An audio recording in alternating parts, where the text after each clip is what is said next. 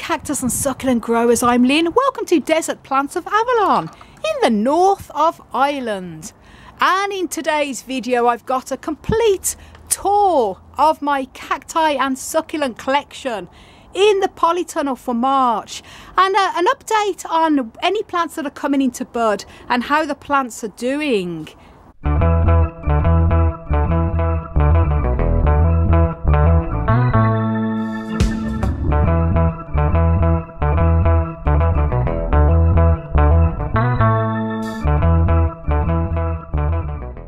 Before I take you around on the tour of the polytunnel collection, I just want to mention that I have a massive favour to ask you guys.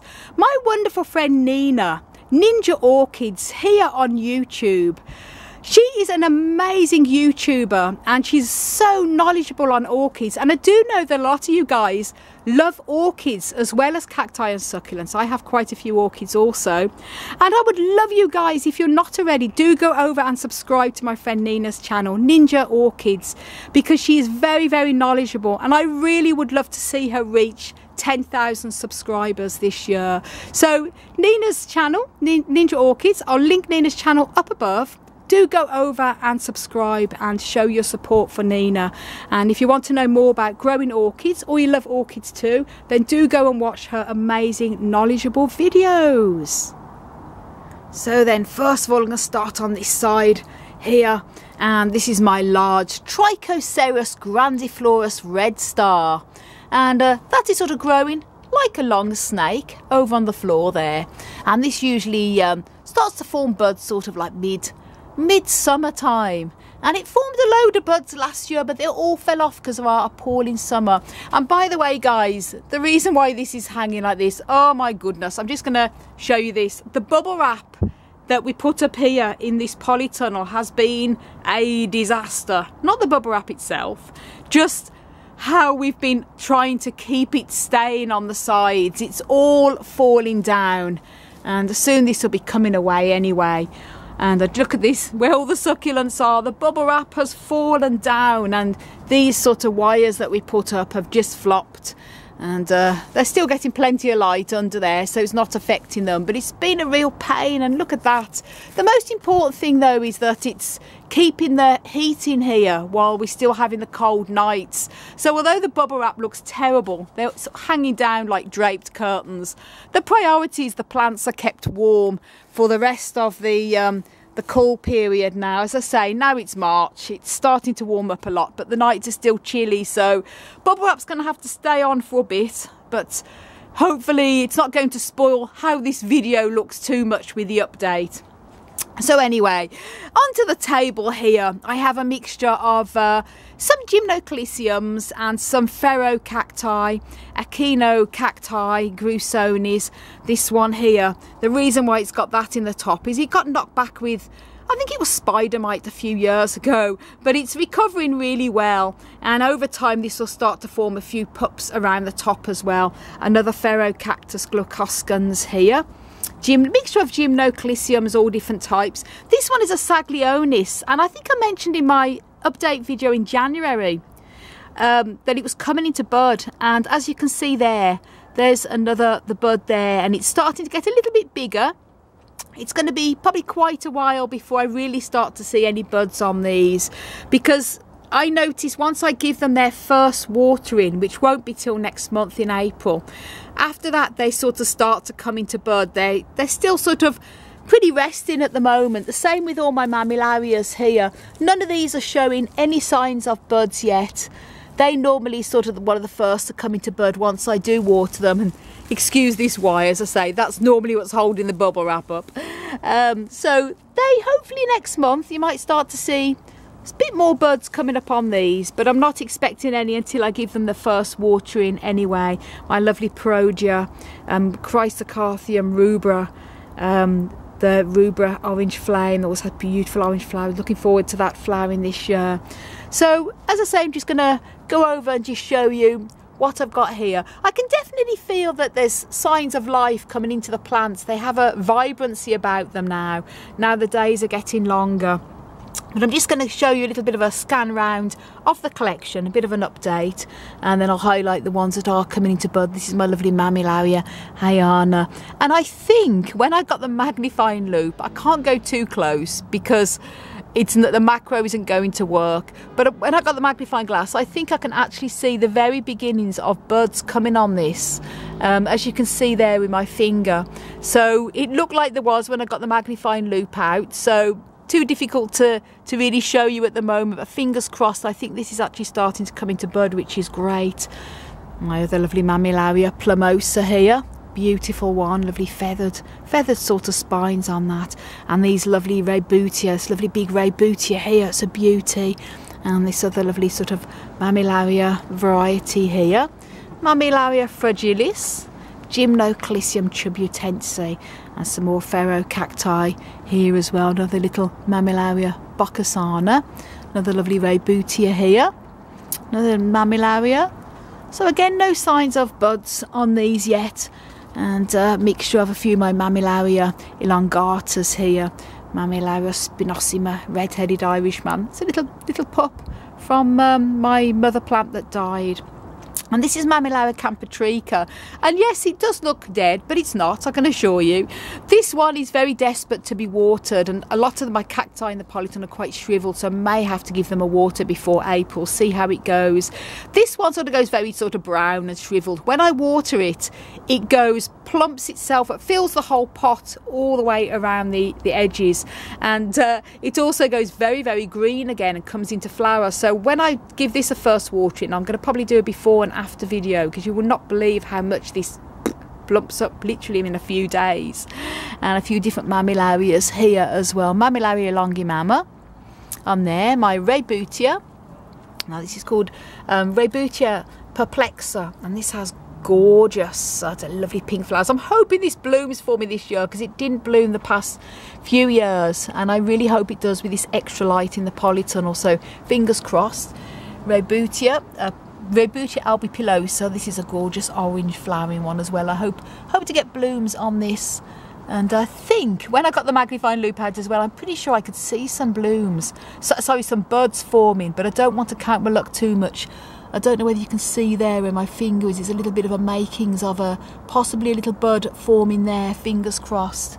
And then here my some ferrocacti and a mixture of all my different sort of lophophoras as well there. These also come into bloom, usually a little bit later for me, sort of in the summertime. Once I give them a water, they will then start to come into bud. And again here, a mixture of Raybutias and all different types here. Little Astrophytum there, a bit of a mixture of different types of many different ones here. Neohenricia Cibetti, a lovely succulent there. Again, it goes very red when it's dehydrated, greens up when I water it. Mediola bivia here as well. Another Raybutia variety. My Ariocarpus is there. Another lovely Astrophytum. It take me too long to mention all the individual names, so if you see a particular cactus you want a bit more information about on the name, then do let me know where it appears in the video, and I will do my best to ID it for you. My different types of lofts here as well, just sitting patiently for their first watering. And here I notice with a lot of lophophores as well, when they over the winter time and sort of until they've had the first watering, they will go very, very spongy, as you can see. And I did make a video about this a few weeks ago about why they go very, very spongy, because I had a few people that were watching my videos say why are their lofts like sponges and very squishy. It's quite normal, and it's quite normal for them to take on a bit of a dark sort of browny red appearance to them as well, because that's a sign that they're in need of water. They're not going to die. They will soon plump up again really nicely once they've had their first watering. And as I say, it's still coming into the second week of March at the moment. And you might say, well, Lynn, if they're really dry and dehydrated and stuff, why don't you water them? And that's because I'm here in Ireland, in Northern Ireland, and the nights are still, we've had some very cold nights still. Days have been quite nice, definitely getting warmer and sunnier, but the nights are still chilly, and I want to hold back on watering until the April time. And I find by giving them that extra sort of a bit of a rest they need, it really does help to encourage the blooming again once I start up the watering. My little Epihelantha micromeris and this lovely Astrophyton coelensi by my friend Derek. And here a mixture of quite a few different, all sorts of cacti. Again, still resting. All different types here. And this one is one of my Notacactus rosaletiuses. Another Ferrocactus on here. This one's Stenocactus. Lovely beauty there. So I'm hoping that this is going to bloom as well. Again, I can't say 100% definite, but when I got the magnifying loop out, I also think I can see the makings of a bud coming up at the very, very, very, very top of this, and I'll be really happy because the flowers on these are gorgeous. And as you can see in this photograph here, this is what this particular cactus has produced in the past. A lovely, beautiful flowers with a lovely sort of dark purple stripe going round. So hopefully, I'm pretty sure I can see a bud there.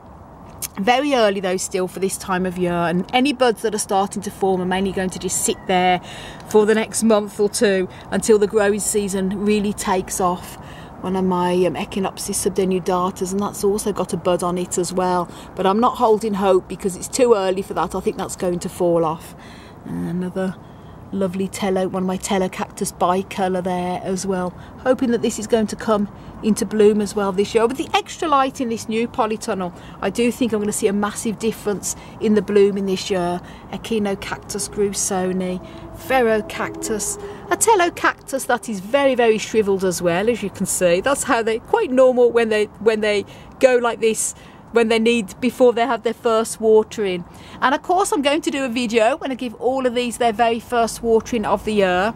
I'll probably just give a bit of a pre-water first, just to lightly dampen the soil, and then a week or two later give them their proper first watering.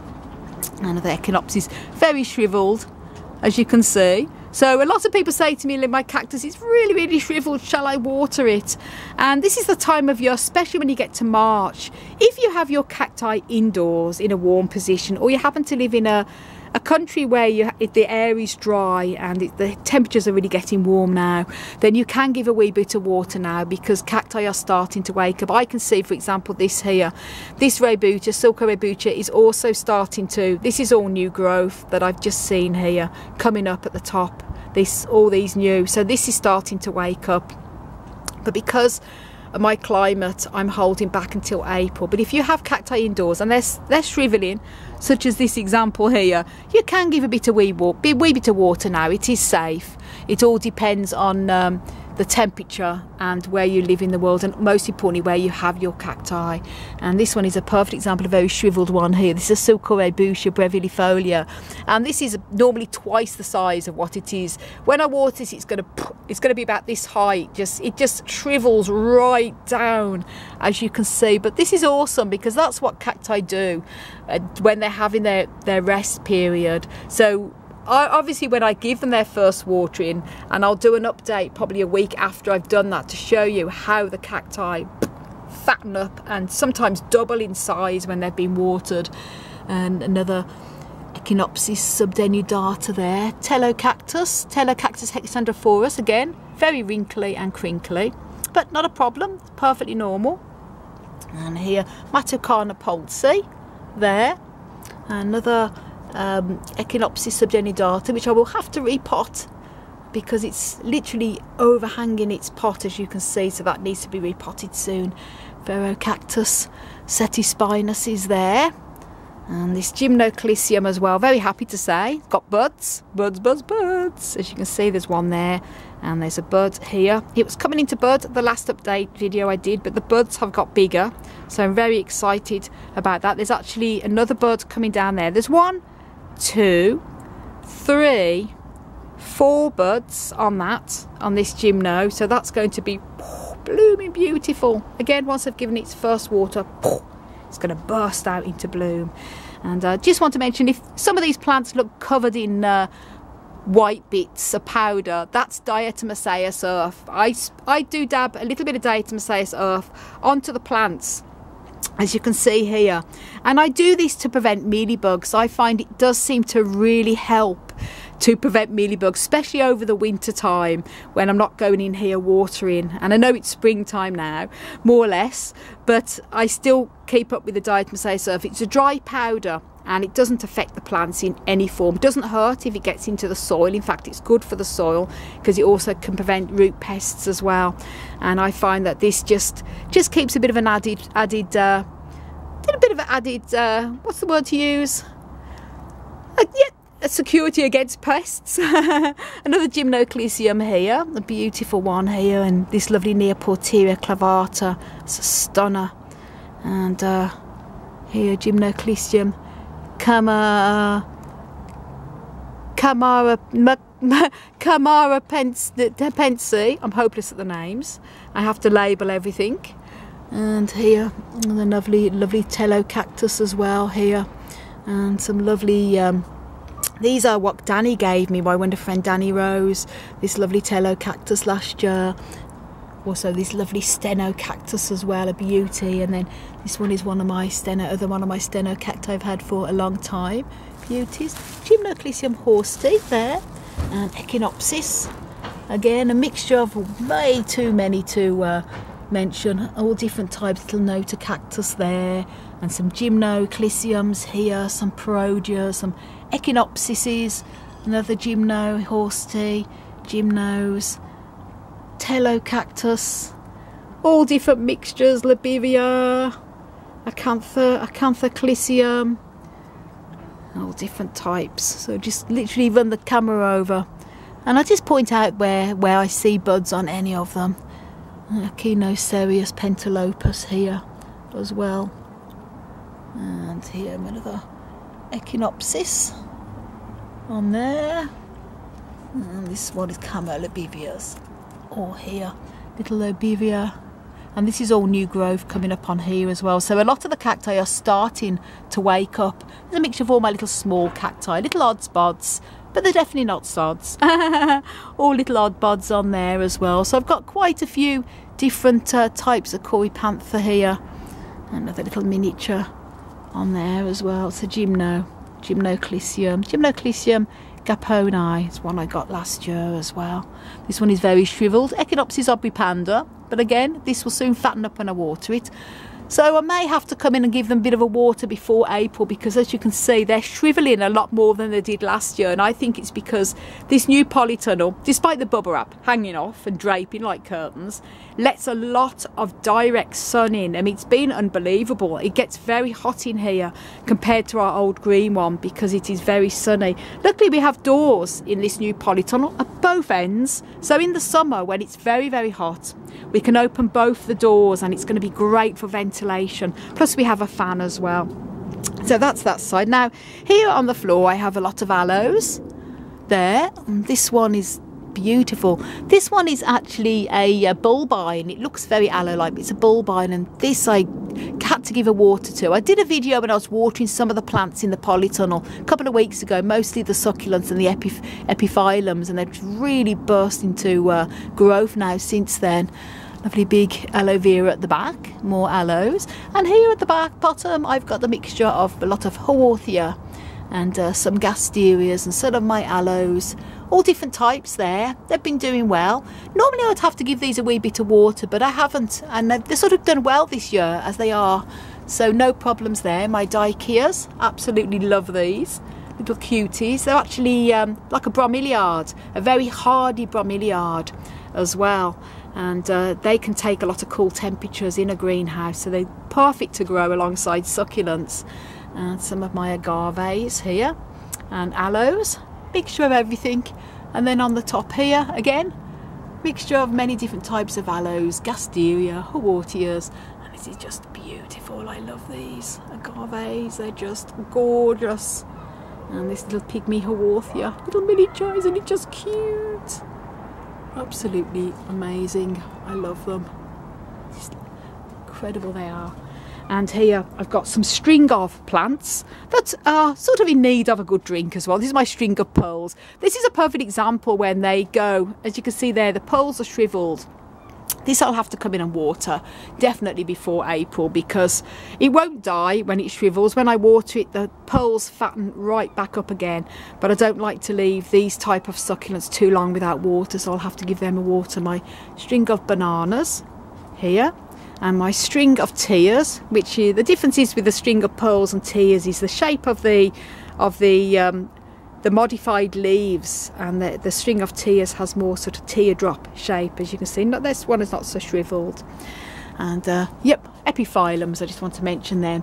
And my ripsalis as well. This was blooming over the winter with little blooms, come to the end now. That's always the lovely hanging basket there. And my other epiphyllums and ripsalis that are all hanging up. I just love these hanging down. I came in and watered these as well about a couple of weeks ago, and I did a video about watering them, because they're epiphytes and they can't go as long without water as the desert cacti, so we do have to give them a wee bit of water, and they've really fattened up since. They've been doing really well. And loads of berries on this as well. Look at that, full of seeds. Happy days. More epiphytes hanging up there. Epiphytic cacti. And before I show you the other table, I'm just going to show you these here, another epiphyllum there, and my lovely monkey's tail. This one usually comes into bloom sort of late summer for me. This is overwintered fantastic in here. It is just a stunner, and I can see sort of new sort of little hairs coming on the end of this, so this is also starting to wake up as well. And then under this table I've got a mixture of everything, a lot of aloes as well. They seem to like a wee bit more shade under here, and they're doing very, very well. This here is one of my haworthias, and the reason why I've got an empty pot is I'm going to be potting this one into this, and then this bonsai dish I'm going to be potting up some Mammillaria fragilis cuttings I've got to make a nice little bonsai dish, so I'll probably do a little video when I do that as well. So a mixture of lot under here, as you can see. And then yeah, I'll show you into this table here. So if this video is going to be very long, guys, but it's good just to do a proper update. Now these are my epiphyllums, and I gave them a wee bit of water a couple of weeks ago, and they are already starting to come into bud. But this is normal for epiphyllums, with my epiphyllums anyway, this time of year. I've got the makings of just the beginning of buds on my Pegasus, as you can see there. The very tips are starting to go a little bit hairy with buds coming on, and they sort of form this, with mine anyway, this redness going around the leaves as they're getting ready to produce buds. So they really need the heat to really get these buds going along, and it has still been quite chilly here, and this as well. So hopefully once we get the warmer days coming, these buds will start to come up and start to get a lot more bigger. Usually it's the May time before I really get to see any of the flowers on these, but they're doing very well. My big Opuntia ossiculata, and that's a beauty. It flowered for the first time after 20 years for me. I've actually had this big Opuntia ossiculata decades, and the last time it flowered for me was 20 years ago when it was at my mother's house, because I'd run out of space at the house I lived in England. My greenhouse was full, so my mother had it on her windowsill, and it had a gorgeous red flower. And then when I moved over to Ireland, it hasn't flowered since, but it flowered last year. And I take this out into the yard because this particular Opuntia can take plenty of rain and everything, and it seemed to do really well, and it burst into flower last year, lovely red flower. So hopefully it will do this year too. And sending you all love, guys. This is a natural pad that is shaped exactly like a heart. So then, now on this table, now here I have a mixture of many different types of succulents. Adramystus, Pilosopilios, Fucaria, and Adramystus, different varieties here. Again, these could do with a bit of a water to plump them up a bit, but I'm holding back some aeniums here. They tend to, aeniums for me, go very messy after the winter time until they're watered, but these little rosettes will plump back up again. My big Crassula fulcata also hanging around here, so this will also burst into gorgeous orange flower once the growing season gets going. And on this table, it might be a bit difficult for me to show you on here, it's a blinking mess, and that's because this bubble wrap, as I mentioned, has fallen down. But I just show you there's really not a lot really happening. I've got some lovely flowers on some of my crassulas there, but normally I would keep on top of a lot of the watering with these echeverias. Once I start to water them, and I have to give them a big pruning back because they're very messy, they will start to come into flower again. For example, this is terrible. I have to come in here, spend a bit of time and remove all these dead leaves, but they're doing okay. They are overwintered well, which is the most important thing, and they will soon burst into flower too once they've fattened themselves up a bit. So I can't go too close with this because of the blinking bubble wrap. But anyway, here I've got some more gasterias there also, and my lovely Haworthia Savannah. I just love this. And some more gasterias here, my lovely variegated gasteria. And this is my lovely big Labivia hamatantha, also known as Echinopsis hamatantha. And I did a video when I potted this up in the winter time, and that seems to be settling in really well, so happy days. I've got it on a stick because it's one of them bendy ones. And a lovely little crassula here, Klein Dumpsy, and this was all in beautiful bloom actually not too long ago. It's just the end of the blooms now. And then here's my Cleistocactus Bormanni. That has gorgeous lovely flowers as well in the spring and summer, and that's sort of growing all the way. It sort of grows like a snake, as you can see. And then at the back, oh, difficult to reach in here, guys, but I've got a mixture of Camelobivias and Camaceras, all mixture, different hybrids. And it's too early for them to come into bud yet, but these are also, once I give these their first watering next month, these Camaceras and Camelobivias, commonly known as the peanut cacti, are usually one of the first to come into bloom. So it's going to be lovely to see the blooms on these. I've got quite a good selection there, and also some more at the back, if you can see, and Rebutia there as well, another Camaceras. Now this one is in bud. You can see the buds down the bottom there, the little white fluffy bits. So they, again, the buds will sort of get bigger once they've been watered. And some more Cleistocactus here, different types, new little growth coming on the top of that one, and that one as well. And I'll just show you around here my little Cleistocactus udensis, little seedlings, and they look like they're actually coming into growth. A lot of new growth. For example, this one at the top, you can see new growth coming into these already. So a lot of the cacti are starting to wake up already, which is exciting. And then here is my these are my Echinocereus Cucumis gentrii cacti, and people often ask me what these cacti are in the videos because they're very unusual, and they hang down like cucumbers, hence the name. And these also, there's no signs of buds, but I can see that they're sort of taking a bit of shape now. These also come into bud quite early once I water them as well. They have beautiful, beautiful pink blooms on them, so it's going to be amazing to see them again this year. Some more Camaceras here, the cristated cactus here. I think this is possibly a Cleistocactus Christate, Cleistocactus Hildewintera Christate, and another little Camelobivia here, or a Labivia type, lost the label of that. And these are a perfect example of cacti that are dying for a drink. But again, I have to hold back. This is Camelobivia, commonly known as the peanut cacti. When they're dehydrated and it gets a lot of sun in this particular corner of the polytunnel, it comes straight in.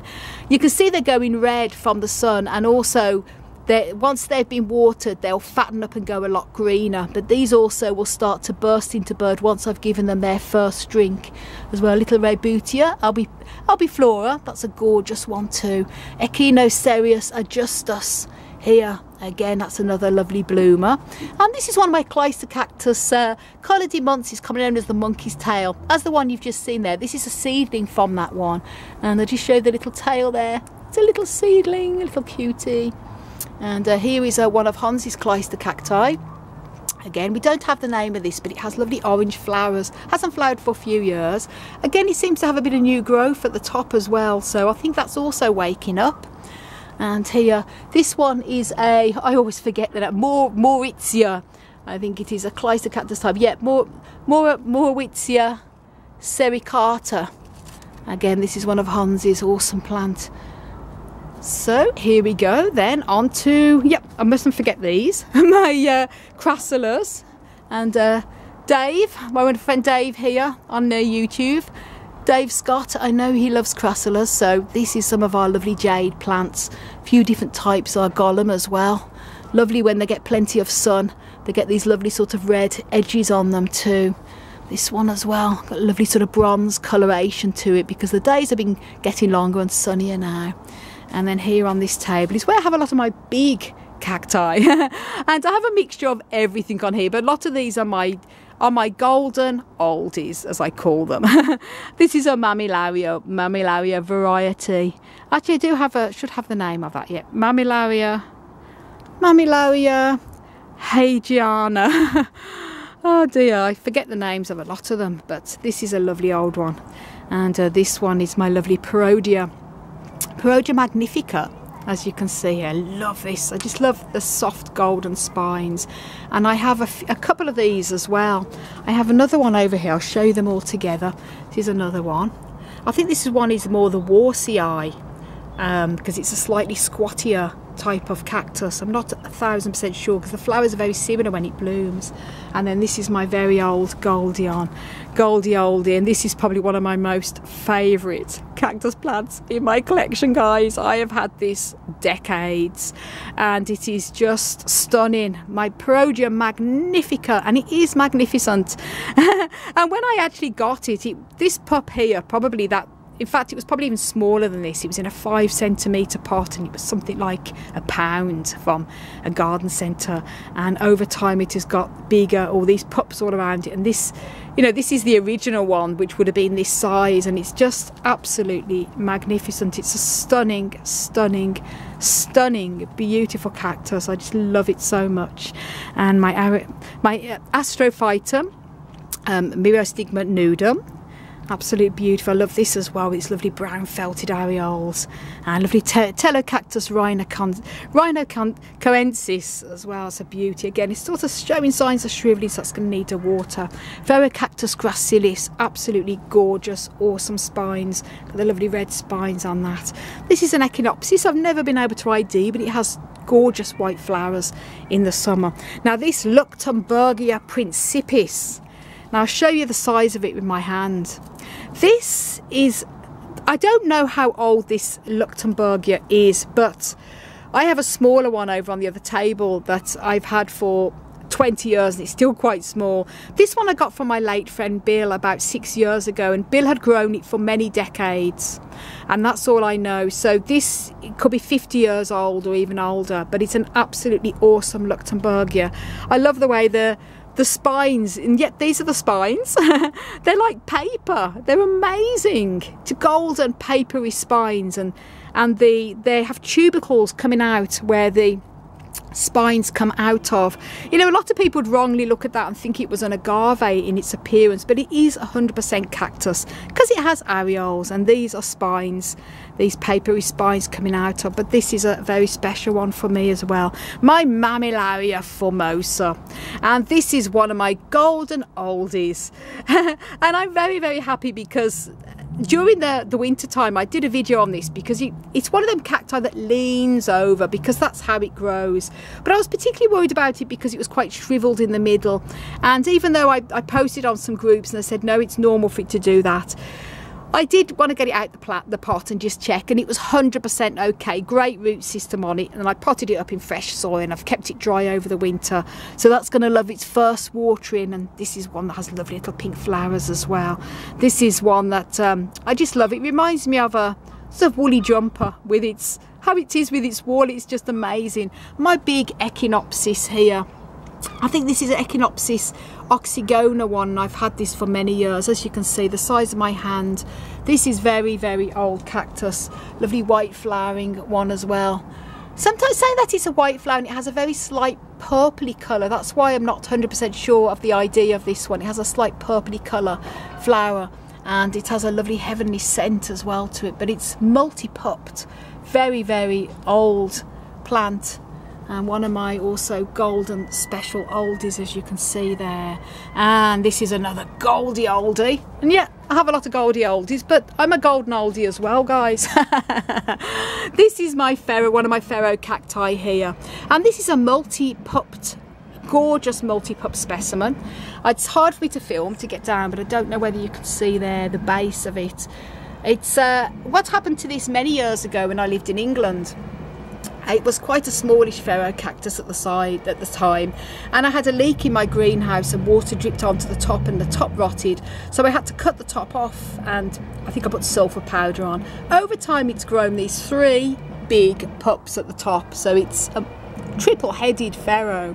Absolutely amazing, I love it. And this one here, it's actually a Euphorbia horrida. Yep, this is the only Euphorbia I actually keep in this greenhouse over the winter months. All my other Euphorbias are inside the house, or in my grow room or in my back grow room, because they're not cold hardy. However, in my experience, this horrida is the only one I found to be cold hardy, and that's because my friend Michael Harrington said, Lynn, your horrida will be fine out in the greenhouse. I keep mine in an unheated greenhouse and it comes through with flying colours. So I've done that ever since, and it's, as you can see, it's perfectly healthy. So that's the only Euphorbia I keep in here. Now here is one of my Mammillarias, Mammillaria spinosima and pico. 3 heads on this, and this one has lovely sort of pink flowers in the spring. I don't think I can see any flowers, any buds I should say, coming on this. Again, it's covered in white powder because this one has a habit of getting mealybug, so I've covered the white powder, the diatomaceous earth on. It's done the job this year, no bugs. And this one usually, again, once I've given it its first watering, especially when I start them up with a second watering where you put a bit of tomato feed in, that usually bursts the buds. But it's come through really healthy. Another Echinopsis here. Echinopsis, I think this is Oxygona, I think so. Again, so these, it looks like it's forming buds, but these are actually from last year, so it's not buds on there. But this one will soon come into bud as well. And this one is my Trichoceres bugesi monstrose, and it's quite an awesome looking cactus, as you can see. Very funny and comical.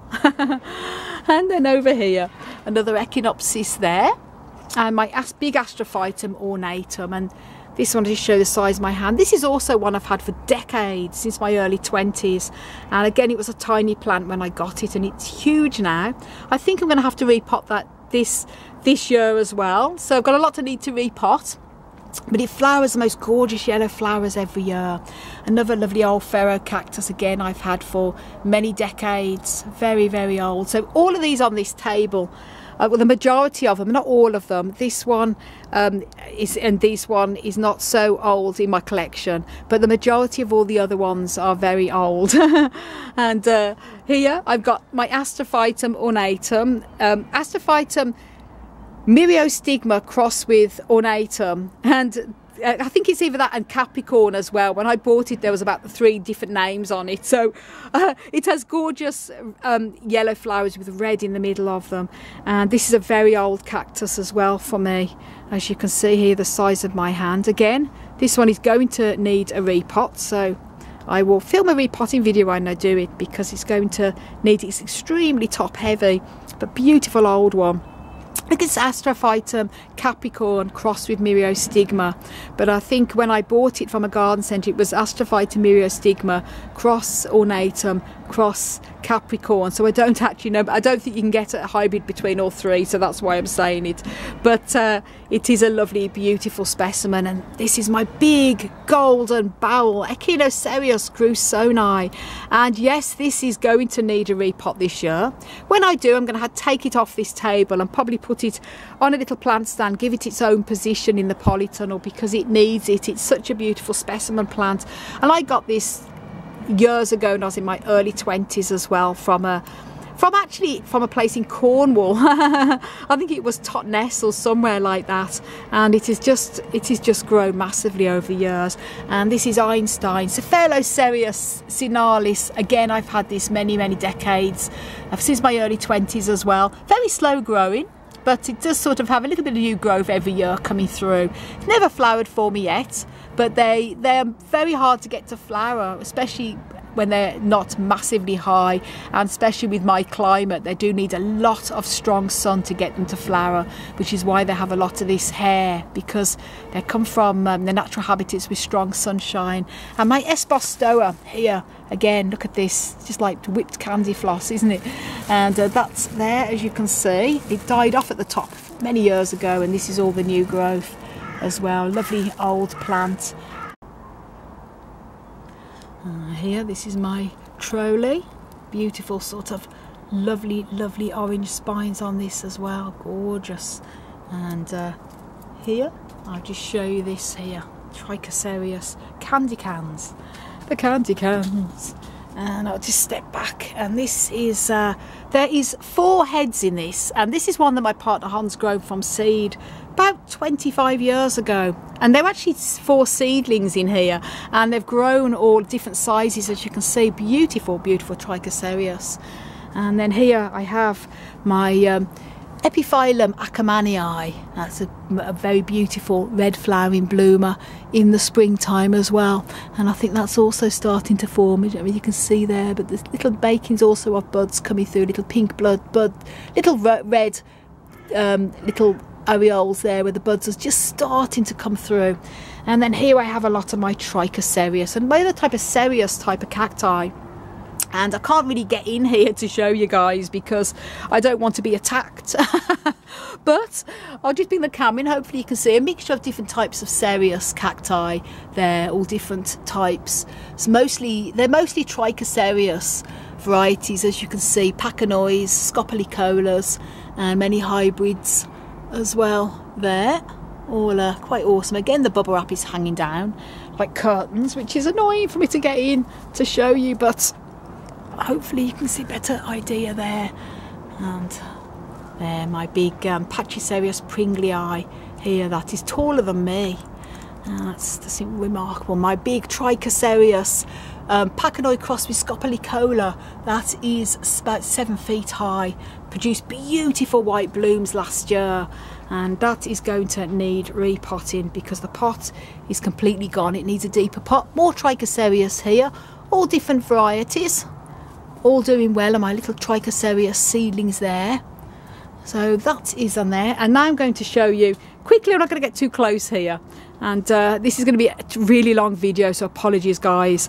My Opuntia collection here on the table, and Opuntia subulata. This is coming into growth. You can see all these new little pink, these are actually the spines, the little pink growths here.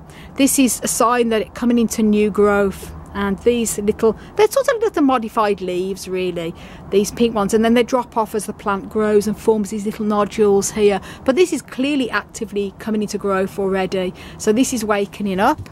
And another subulata monstrose, and I can't really get in too close, but hopefully you will see a little bit of the Opuntia collection we've got here. I've got some more Opuntias upstairs in my grow room as well. Some of the ones that are not as cold hardy as these ones. And I'll be bringing them out into this polytunnel in the next few weeks, probably the next month, because I'll be bringing so many plants out from the grow room. So hopefully you can get a bit of an idea here.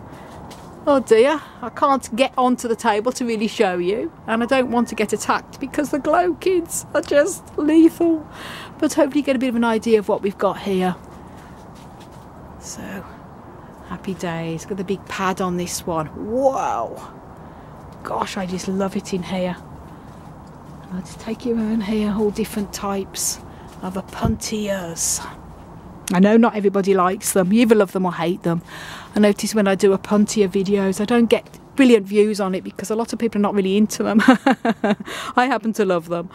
And these are very shriveled. These are seedlings, so obviously I'm going to be potting these up. They look a bit anemic as well, so they need a good fertiliser and a repot as well. They'll soon green up. Some choyas. I've got a mixture of very lethal choyas there too. So I think that's it, because I don't want to bore you guys.